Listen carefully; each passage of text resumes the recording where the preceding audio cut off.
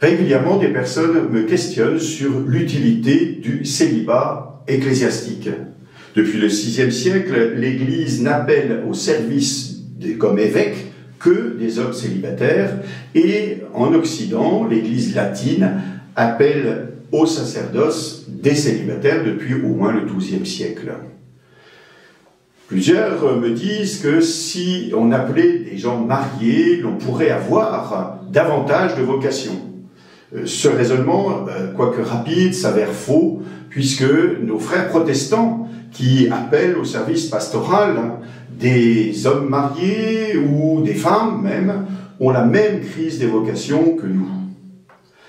Certains alors s'inquiètent sur l'absence de manque que crée l'état de célibataire.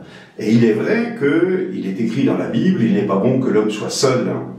Le choix d'homme célibataire est en fait un choix qui est un choix spirituel. Il veut appeler à montrer qu'il existe un amour plus grand, un amour qui est l'amour même de Dieu. C'est la signification du célibat des moines et des moniales. Jésus a fait remarquer que certains peuvent être eunuques pour le royaume des cieux. Choisir alors de vivre le célibat n'est pas un choix par défaut, c'est un choix volontaire qui nécessite de s'enraciner encore davantage dans l'amour même de Dieu, un amour qui est exprimé à travers l'attachement à la communauté chrétienne.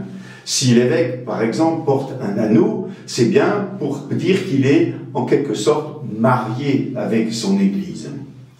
Dans le célibat, la manière de vivre le célibat, il y a ce don total de soi qui ne peut trouver effectivement un équilibre que dans des justes relations avec des personnes. Parfois on me dit oui, mais il y a le besoin d'avoir un enfant.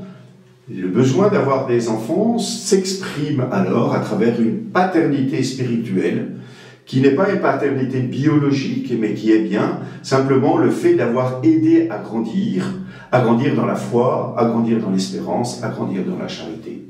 Le célibat ecclésiastique est toujours pertinent aujourd'hui, que ceux qui s'y sont engagés prennent les moyens de l'accomplir, et que ceux qui sont à leur côté les aident à vivre un tel engagement pour la gloire de Dieu.